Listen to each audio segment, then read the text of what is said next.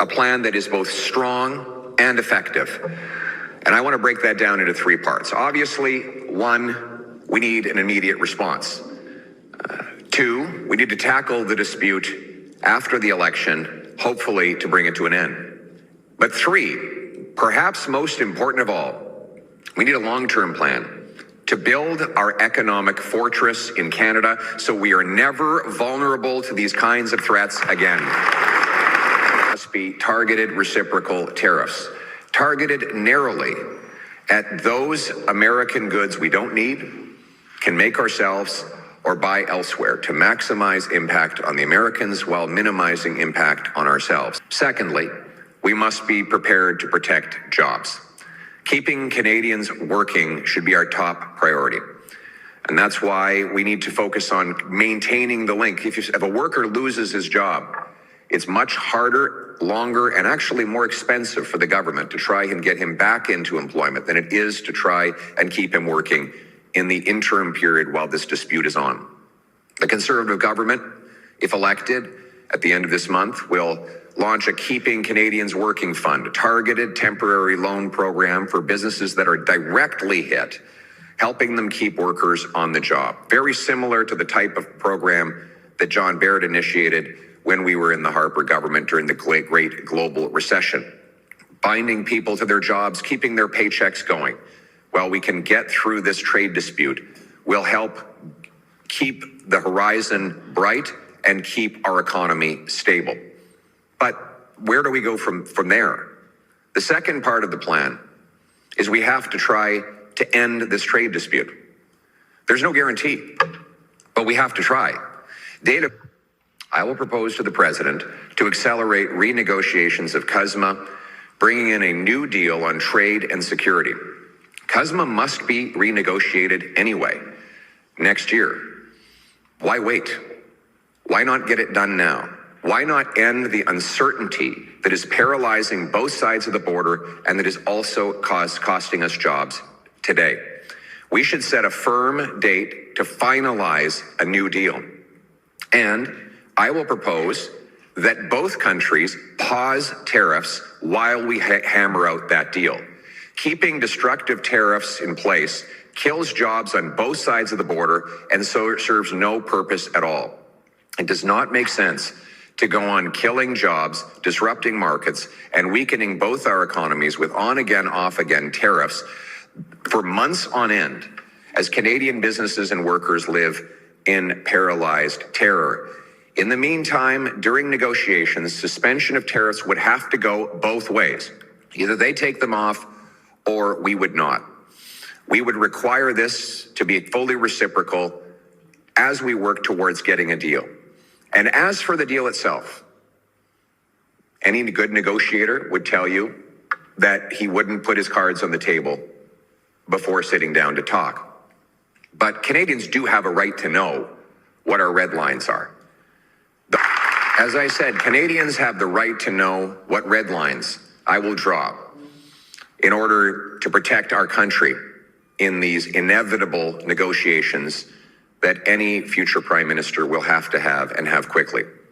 So let me be clear. First, I will protect our control over our border, our security, our resources, our farmers, including our supply managed farmers, our fresh water, our automotive workers. Also, we will protect our sovereignty, our laws, our currency, our dollar, our land, our waters, our sky, our culture, our official languages, and our resources and Indigenous rights will not be under the control of any other country. This is non-negotiable. We will protect Canada's sovereignty in any negotiations.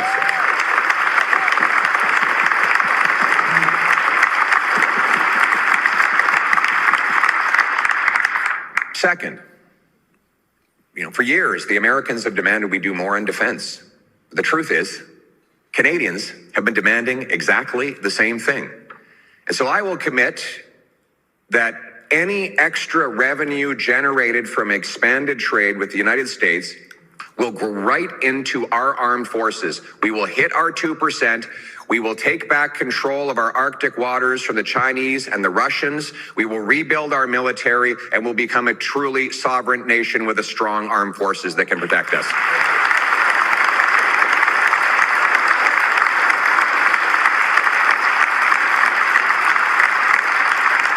We will not do this to please President Trump. We will do it because it is right for Canada, especially in light of America's growing ambivalence towards NATO. It is important for Canada to step up and show its strength. Canada will carry its own weight. We will secure the North. We'll put more boots on the ground, submarines and ships in the sea, and planes in the air. Americans will be able to sleep sound at night, knowing that we fully defend our North. It will also allow us to improve NORAD, to deter, detect, and destroy incoming threats to our shared security. Third, while we will agree to work with the Americans to secure our border on fentanyl and illegal migration, I'll also demand that they do their part to stop sending illegal guns across our border that kill our people.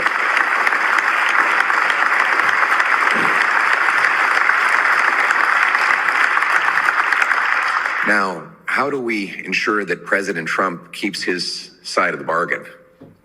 How can we trust that he'll honor any new agreement when, let's be honest, he violated the last one, the one he negotiated? That's the situation we're now in. We must make sure that the next deal has commitments that we make on defense, border cooperation, and market access that we can withdraw if and when he decides to break the deal and tariff us again. We will hold up our end of the bargain only as long as he holds up his. That is how we create the leverage to protect against a president suddenly changing his mind and breaking his word. But we can't control what the president does. You know, my father isn't a particularly religious man, but he did teach me the Serenity Prayer. God help me to accept the things I cannot change, change the things I can, and have the wisdom to know the difference. And we know that we can't control the decisions the president makes, but we know we can control the decisions we make about our own destiny here at home. The president will have a fork in the road. Either he'll continue to hold the threat of tariffs over our heads for the next 3.5 years, or we'll secure a deal that provides permanent relief to our economies, now paralyzed by uncertainty. We don't know which way he'll go. So Canada must be prepared either way. A renewed trade deal with the Americans would be ideal, but it's not the entire solution to our economy. A credible plan to deal with Trump must prepare Canada for growth with or without reliable trade with the Americans. Unfortunately, after the lost Liberal decade, we are in an unprecedented position of weakness. Our economy is stagnant. Our workers are poorer. Our industry has been left exposed to President Trump's threats. And let's be clear about this. We have had the single worst growth of any country in the G7 over the last Liberal decade. The worst part of that growth happened while Mark Carney was Justin Trudeau's economic advisor. In fact, our per capita GDP is smaller than it was 5 years ago, while the American per capita GDP has grown by 18%. We are projected to have the slowest growth of all of the nearly 40 OECD nations, and that is after 10 years of the Liberals in power. In the first 14 years of this century, Canada had a net investment of American dollars in Canada of about $30 to $100 billion, depending on the year. Right now, after the last Liberal decade, there are $500 billion more Canadian dollars invested in America than the reverse. $500 billion has poured out of our economy into the U.S. We are more dependent and helpless than ever before, precisely because of the policies that Mark Carney and Justin Trudeau have imposed in this lost decade. And Canadians have to ask a question.